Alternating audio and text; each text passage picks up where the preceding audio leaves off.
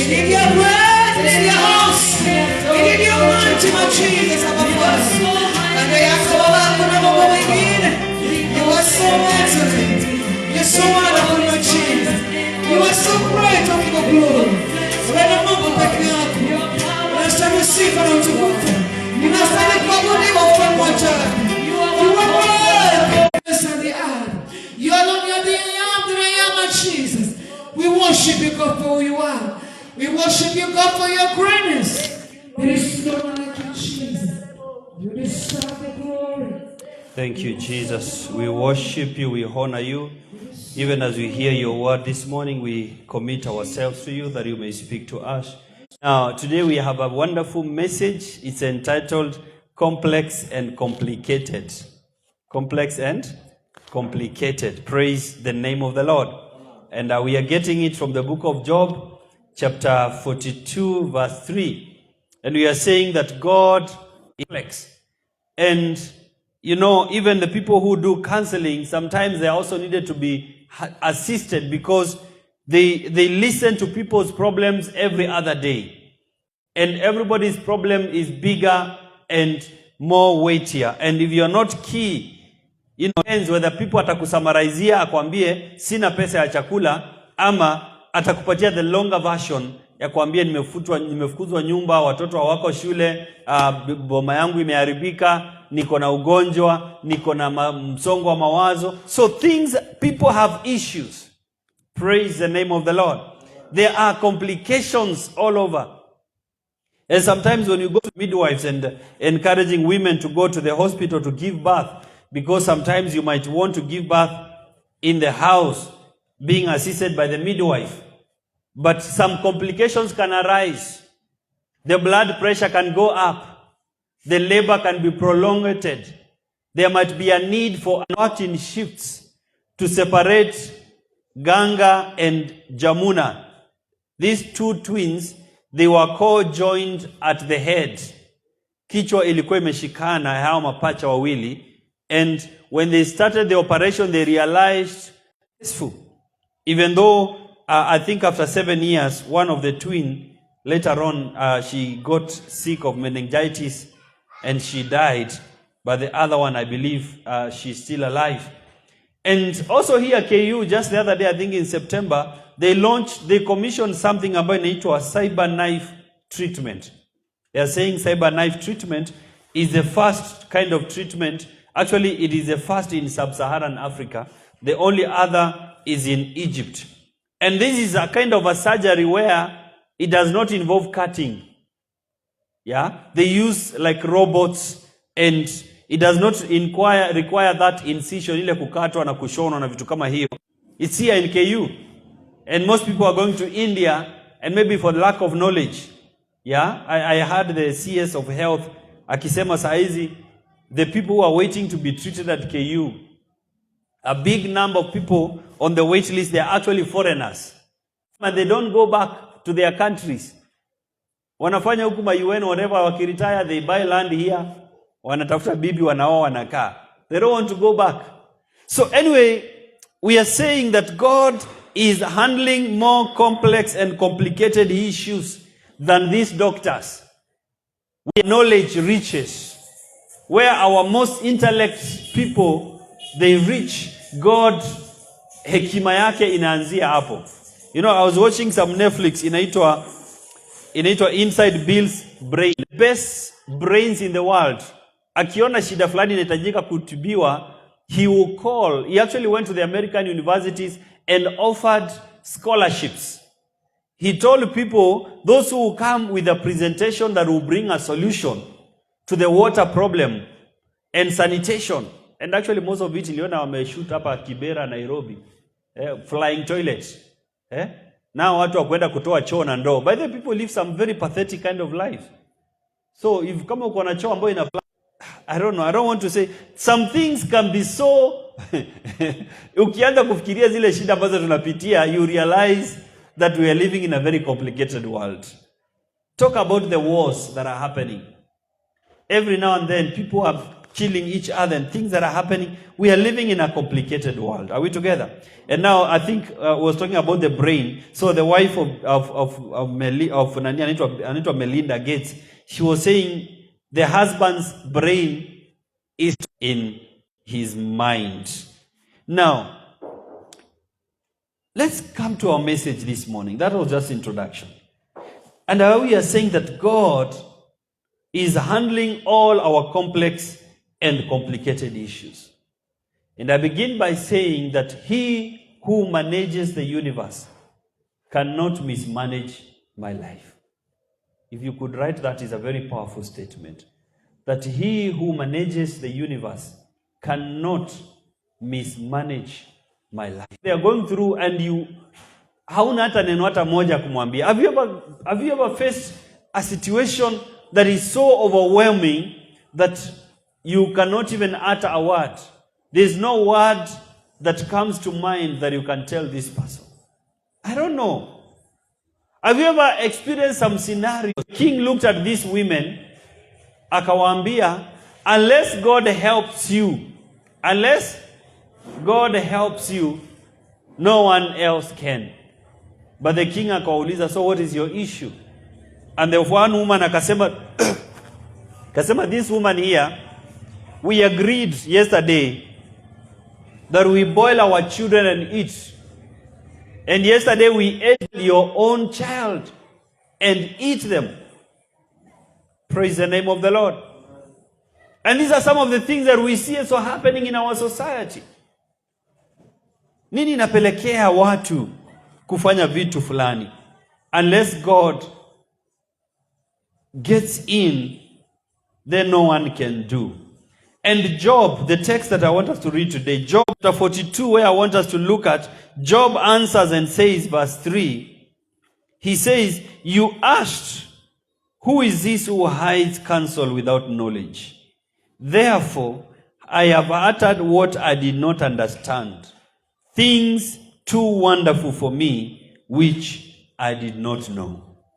Therefore, I have uttered what I did not understand, things too wonderful for me, which I did not know. That is the source of our message. 38, let us go down to chapter 38. When God finally began to answer Job, then the Lord answered Job out of the whirlwind and said, who is this who darkens counsel by words without knowledge? Now prepare yourself like a man. I will question you and you shall answer me. Verse 4. When the morning stars sang together and all the sons of God shouted for joy.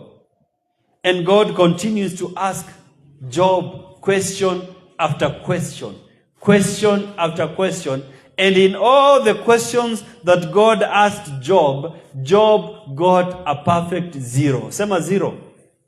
Job got an E. He did not have a, but you made a way. That's a very good song. When my back was against the wall, how many times do we find our backs against the wall? You find yourself you're in a fixed corner, you're in a tight corner. And you say, God, watu wanasemanga Mungu, kuja na usitumane. Have you ever found yourself in a scenario and you say, this one, I have no way out. There is no escape.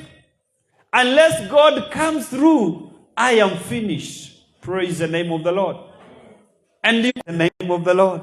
Our message is that God has the highest, God has a specialized.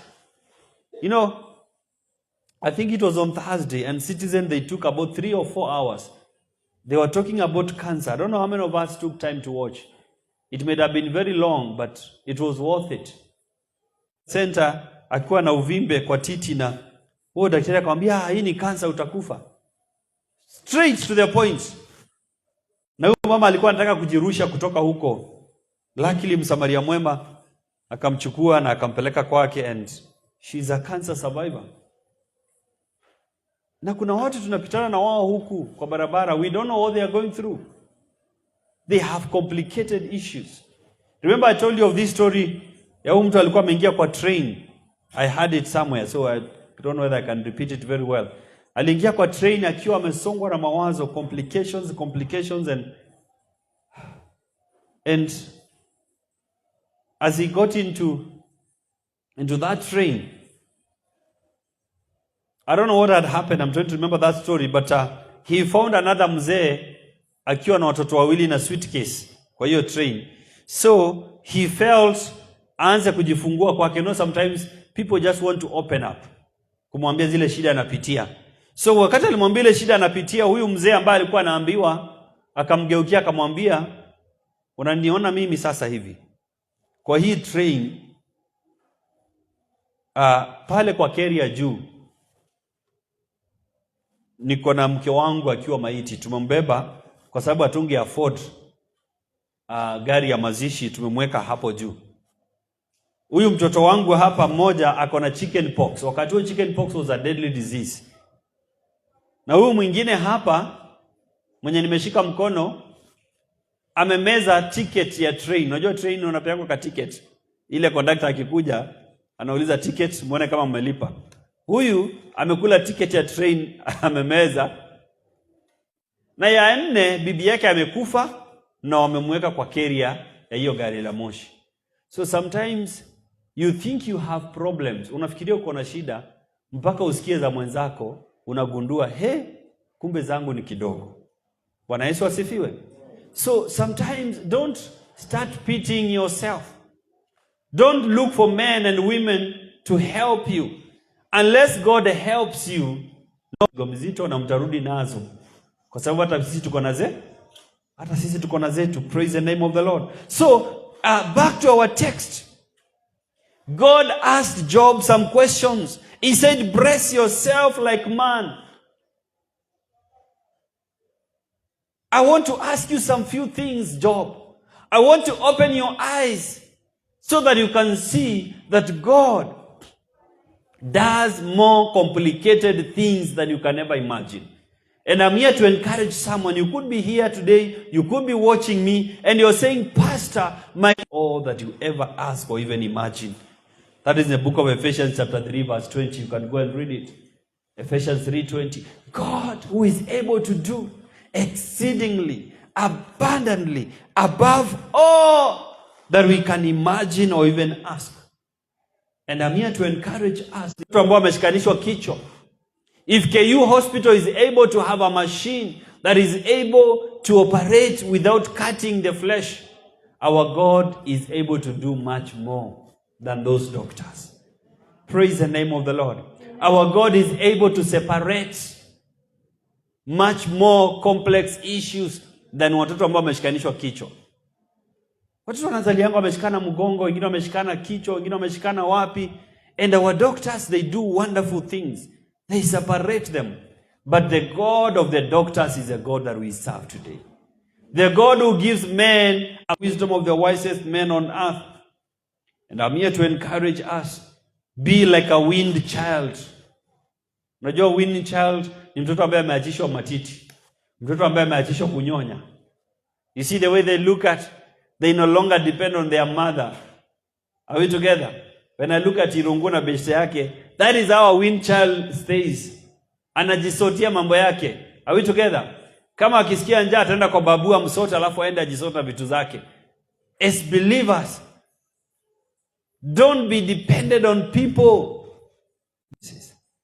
But the question is, do you love God? If you love God, then everything is working together for good. If you love God, praise the name of the Lord. Don't worry. God will sort out your complex and complicated situation. Because all things work together for good to those who love God. Praise the name of the Lord. In Ephesians 1:11 and 12, it talks about God who works all things in conformity to his will. Actually, I want us to read this text. This is a text that I always encourage myself. Ephesians 1 verse 11.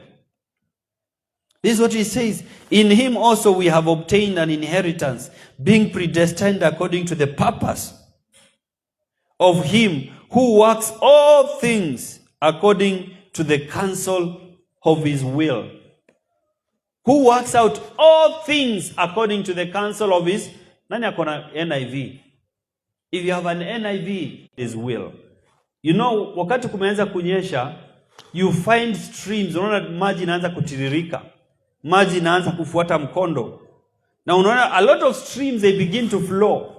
And if you would go up, like if you uko kwa ndege for example, and there's a big river that is flowing down, and as you go up, you begin to see tumito kidogo kidogo tukitiririka, and one thing is common, they are all flowing towards the river. Praise the name of the Lord. They are all flowing towards the river, and God is able to cause all the streams in your life to work together in conformity to his purpose. God is able to bring out your complications, your complex issues. He will turn them around. He will guide them. He will steer them like a ship is steered on the waters, so that the ultimate end will be his purpose. Praise the name of the Lord. And it is amazing, after the hindsight that we have, after having gone through all the problems, na mashida mingi sana, when you look back, you say like Joseph, what you meant for evil, God meant for good. Praise the name of the Lord. When Joseph was being sold, when Joseph was being hated by his brothers, wakisema hii ndio hiki kimekuja kimuotaji, let us kill him so that we can see what will become of us. When he was bought in Potiphar's house, when that woman tried to sleep with him and he refused, when he was being thrown into prison, he had no idea that God was causing all these things to work in conformity to the purpose and the will of God. In the book of Psalms, it says God sent ahead. I always love that psalm. I've not highlighted it here, but I think it really touches my heart. Praise the name of the Lord. That this is the purpose why this guy went through whatever he went through. This is God sending a man ahead. This is what it looks like when God has sent you ahead to go and accomplish his purposes. I did not get it. I thought I had underlined it. But he said he sent Joseph ahead to go and prepare a way. God had seen there was a famine that was coming, not only in Egypt, but in the whole world. God saw there was a need. He saw there was a need. Next time you feel overwhelmed, take a nature walk. Take a what? Go out in the bush. Step out at night. Tembea. Are we together? Take a nature walk. Step out into the night and gaze at the universe and ask yourself, how much power does it take to run this universe? Ask yourself. When you look at the stars and you know they are moving around, the earth is rotating, the planets are going around. Kengen. Wachana Kenya Power. Kenya Power ni ya kudistribute. Kenya Power haileti moto, ina distribute. But Kengen are the ones who generate electricity. They are the ones who are in charge of the Kindaruma Masinga. Hata nimesikia jana Kidhiki Kiduri akisema ziko karibu kujaa na watu wakuwe tayari watahamishwa. Are we together? It takes turbines. They are big turbines. Wangapi washaenda Masinga Dam na Kindaruma? Muko. Meiona. Those big wheels that turn around. They generate electricity. And then unaona Kenya imewaka. Inasema Kenya ya meta. So look at the universe. Next time you think your issue is so big. Next time you're so depressed. Kwa sababu hujanunuliwa toy, hujanunuliwa kiatu, hujanunuliwa dress. Sababu hujakula chips, hujakula pizza. Sababu mtu amekukanyaga, sababu mtu amekuita umbwa. Sababu ya small things, vitu dogo dogo kapirama.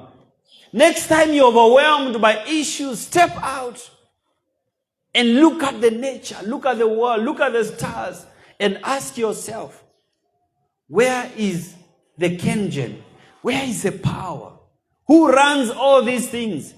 Mara ngapi umesikia traffic eti kuna traffic, kuna accident imefanyika mbinguni, eti Mars na Pluto zimegongana, eti Earth na Jupiter zimecollide. And we see even in Hollywood they try to bring out movies about some collision somewhere. It doesn't happen. Are we together? And yet these things are moving at a high speed. Speed ya thousands of kilometers per hour. Wacha hii hapa sijui 120 sijui 240 watu wa Subaru. Watu wa Subaru mnatusumbua hapa na tu engine fake. God runs a complicated universe. That's what I'm trying to say. Are we together? God runs this thing. And if God takes care of the universe, remember the statement I started by saying, if God runs the universe, if God manages the universe, do you think he will mismanage your simple life? Praise the name of the Lord. And that is why God was asking Job, tell me, since you're wise, tell me, Job, brace yourself like man. Does the rain have a father? Who feeds the young lion? Who takes care of the nature? And God asking question after question after question. And Job said, I spoke without knowing. I repent. God, you handle much more complex issues than my own simple life. Praise the name of the Lord. So next time you step out and you look at what is happening, and you begin to meditate on the works of God, then your issues, think about heaven. That is where our God is. Our God is far and beyond our simple pollution na moshi ya sijui ya nini na uchafu na vitu kama hizo. He sits in the heaven. You realize that the person that you are approaching is way bigger than your problem. Praise the name of the Lord. Sometimes it's because we magnify our problem so much and God seems so small. But today's message is that now life is a complex and a complicated thing, complicated issue. And kila mtu ako na mambo yake. Bwana asifiwe. Na asubuhi ya leo, I just want you to know that God is working. You might not see, you might not hear, you might not understand. But the Bible has said, do not be anxious over anything, but through prayer and supplication, make all your requests known to God. This morning I know there are people ambao wamenisikia na wako na vitu ambazo ziko complex. Wako na shida ambazo wao tu peke yao ndio wanajua. Hata hawawezi wakaambia mtu mwingine. Lakini Mungu wewe unajibu. Wewe unajua mambo ambayo iko katika siri. And I pray this morning that whoever will come to you, my Father, to bring their own complex issues, that you will like. There's so many complex and complicated things, and Jesus wants to give you rest. I want to give you an opportunity to get that rest that Jesus is giving free of charge. Just lift up your hand and I will pray with you this morning. Anybody who wants to give their life to Jesus Christ, you want that rest, just lift up your hand. I will pray with you. Anybody here this morning, you've never given your life to Jesus Christ and you're saying, yes, my life crossing, as you close your eyes and you want to give your life to Jesus Christ, I want you to repeat these words after me. Say, Lord,